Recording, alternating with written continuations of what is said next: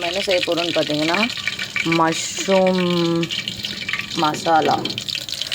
So இதுதான் செய்ய போகிறோம். ஃபஸ்ட்டு எண்ணெய் போட்டாச்சு, சோம்பு போட்டாச்சு, கடுகும் போட்டாச்சு. இப்போ வந்து ஆனியன் எடுத்து நல்லா வெங்காயம் கட்டு நல்லா போட்டு பச்சை மிளகாய் 3 பச்சை மிளகாய் கட் பண்ணி வச்சுக்கணும். பச்சை மிளகாய் போட்டாச்சு. நெக்ஸ்ட்டு இது நல்லா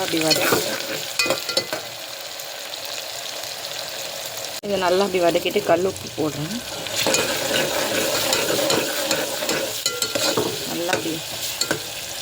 நல்லா பொன்முருகலாக வதங்கணும்.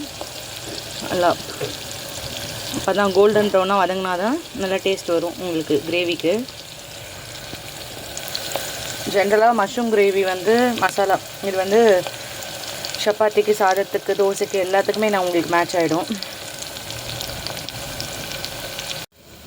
உரல் நான் நல்லா இடிச்சுக்கிட்டேன். அடுத்தது வந்து இஞ்சி பூண்டு பேஸ்ட் நல்லா இப்படி எடுத்து இப்படி போட்டுட்டு ஆல்ரெடி கோல்டன் ப்ரௌனில் வதங்கிடுச்சு. அது நல்லா அப்படி வதக்கி விட்டுட்டு பச்சை வாசனை போகிற அளவுக்கு கிளறி விடும். வாசனையாக இருக்குது கம்மன்னு. ஸோ இது நல்லா வதங்கணும். வதங்கினா தான் அந்த பச்சை ஸ்மெல்லு, ரா ஸ்மெல் போகும். ஃப்ரெண்ட்ஸ், இனிமேல் நம்ம சேனலில் டெய்லி ஒரு சமையல் வீடியோ நீங்கள் எதிர்பார்க்கலாம்.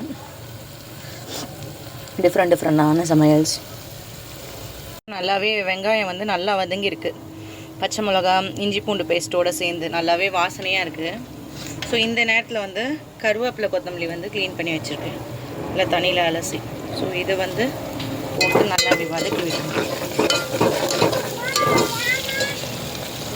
நல்லா அப்படி வதக்கி விட்டுட்டு கிளறி விடுங்க. உங்களுக்கு நல்லா இப்படி வதங்கணும். அப்போ தான் உங்களுக்கு டேஸ்ட் வரும். ஸோ இந்த நேரத்தில் நல்லா வதங்கிடுச்சு இல்லையா? அப்போ இந்த நேரத்தில் கட் பண்ணி வச்சுருக்க தக்காளி 2 வெங்காயம் போட்டேன், 4 தக்காளி போட்டிருக்கேன். ஸோ அப்போ தான் தொக்கா வரும். நல்லா குழம்பு வந்து திக்கான கன்சிஸ்டன்சி வரும். போட்டாச்சு. இது நல்லா ஒரு 5 மினிட்ஸ் நல்லா வதக்கணும். அரைச்சி ஊற்றினா நல்லா தான் இருக்கும். பட் இது ரொம்ப டேஸ்ட் உங்களுக்கு வேறு மாதிரி கொடுக்கும் வெளியில் வதக்கும்போது.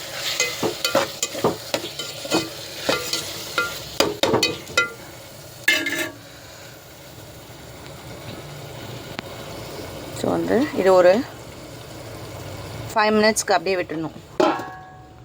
தக்காளி உங்களுக்கு கலர்ஃபுல்லாக இருக்கு இல்லையா? நல்லா அப்படி கொத்தி கொத்தி விடணும். விடும்போது நல்லா வதங்கும் உங்களுக்கு ஈஸியாக. அதான் சீக்கிரத்தில் வதங்கும் உங்களுக்கு. கொஞ்சம் தீ வந்து கொஞ்சம் மீடியம் ஃப்ளேமில் வச்சுக்கோங்க. நல்லா கொத்தி கொத்தி விடும்போது நல்லா அப்படி கொத்தி விடுறீங்களா? கொத்தி விட்டிங்கன்னா நல்லா. இந்த பக்கம் வந்து மஷ்ரூம் வந்து மஞ்சத்தூள் போட்டு ஆல்ரெடி தண்ணியில் நல்லா வாஷ் பண்ணி மஞ்சத்தூள் போட்டு வச்சுருக்கேன் ரெடியாக. ஸோ மஷ்ரூம் கட் பண்ணி இந்த மாதிரி மஞ்சத்தூள் போட்டு வச்சுருக்கேன்.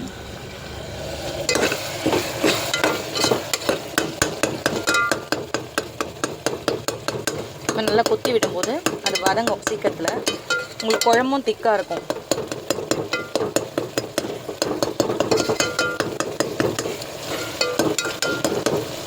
தக்காளி நல்லா பிளெண்ட் ஆகும் கொத்தி விடும்போது, சீக்கிரத்தில் வதங்கிடும்.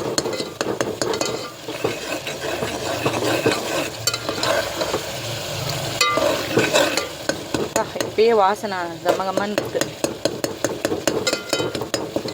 இது சிம்பிளான இதுதான், உங்களுக்கு ரொம்பவே சிம்பிளாக செஞ்சு சாப்பிட்ற மாதிரி தான் இருக்கும்.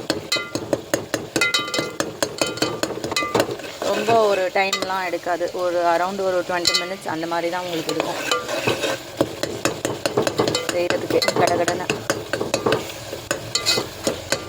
ஸோ மறுபடியும் ரெசிபியோட இது சொல்கிறேன்.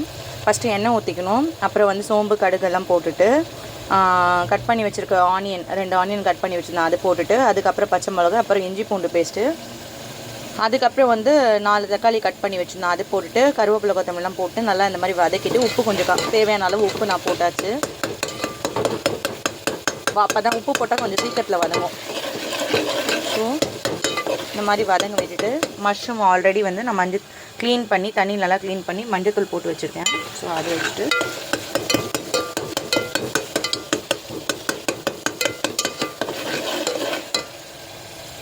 நல்லா சிகப்பாயிடுச்சு. வெங்காயம், தக்காளி, இஞ்சி பூண்டு பேஸ்ட் எல்லாமே சேர்த்து நல்லா சிகப்பாயிடுச்சு. திக்காகவும் இருக்குது. இப்படி வதக்கி விட்டோம்னா சீக்கிரத்தில் வதங்கிடுச்சு. இந்த நேரத்தில் நம்ம கட் பண்ணி க்ளீன் பண்ணி மஞ்சத்தூள் போட்டு வச்சுருக்க மஷ்ரூம் இதில் கொட்டுறோம். கொட்டிட்டு நல்லா அப்படி பிளெண்ட் பண்ணுறோம். கலரி விட்டதுக்கப்புறமா ஒரு 2 மினிட்ஸ் அப்படியே விட்டுடணும். கொஞ்சம் அதோடு அது பிளெண்ட் ஆகணும். கிரேவியோட இது ஒன்று சேரணும். அப்போ தான் அந்த மசாலா தெரியாமல் இருக்கும். ஸோ பிளெண்ட் ஆகணும். 2 மினிட்ஸ் அப்படியே விட்டு தெரியுது அவங்களுக்கு எவ்வளோ கன்சிஸ்டன்சியாக வந்துச்சுன்னு. பார்க்கவே எம்மியாக இருக்குது. ஸோ அப்புறம் நல்லா இந்த மாதிரி வதங்கணும். 2 மினிட்ஸ்.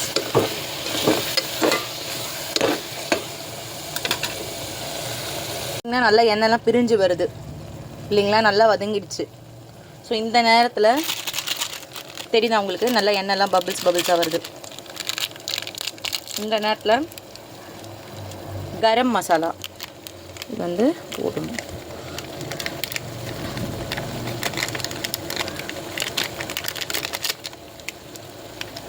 போட்டாச்சு. இப்போ என்ன பண்ணணும்னா நல்லா கிளறி விடணும். அப்படி வாசனை கமக்குது. நல்லா கலரி இப்படி விட்டுட்டு வேணும்னா 1 டம்ளர் தண்ணி விட்டுக்கலாம். மீடியமான ஃப்ளேமில் வைக்கணும். ரொம்ப ஹை ஃப்ளேமில் வச்சிட்டிங்கன்னா தீஞ்சிடும். ஸோ மீடியமான ஃப்ளேமில் வச்சுட்டு இப்படி கலரி விட்டுட்டு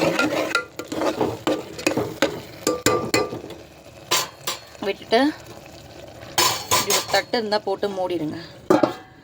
அப்போ தான் மூடிட்டு ஒரு 5 to 10 மினிட்ஸ் விட்டுருங்க.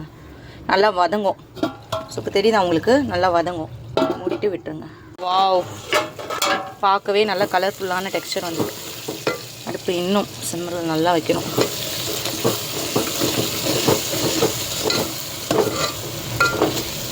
ஸோ நல்லா இறக்கும்போது கொஞ்சம் கொத்தமல்லி போட்டு இறக்கிட்டிங்கன்னா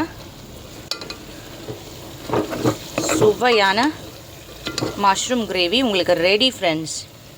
ஸோ மறக்காமல் நீங்களும் இதை ட்ரை பண்ணிவிட்டு கமெண்ட்டில் சொல்லுங்கள் எப்படி வந்துச்சுன்னு. சரிங்களா? ஸோ டெய்லி இந்த மாதிரி ஒரு புது குக்கிங் வீடியோ வந்து உங்களுக்கு வரும் நம்ம சேனலில் இருந்துமே. ஸோ எப்படி இருக்கு? நல்லா கிரேவியாக வந்திருக்கு. ஸோ இப்போது இது கூட சாதம், தோசை, சப்பாத்தி எது வேணால் இது பண்ணி செஞ்சுக்கலாம். ரொம்ப சிம்பிளான மஷ்ரூம் கிரேவி. நீங்கள் மறக்காமல் வீட்டில் ட்ரை பண்ணி பார்த்துட்டு கமெண்ட் செக்ஷனில் கமெண்ட் பண்ணுங்கள். டேக் கேர் சேனலுக்கு சப்ஸ்கிரைப் பண்ணுங்கள். உங்கள் அன்பும் ஆதரவும் எப்போவும் எங்களுக்கு தேவை ஃப்ரெண்ட்ஸ். தேங்க்யூ.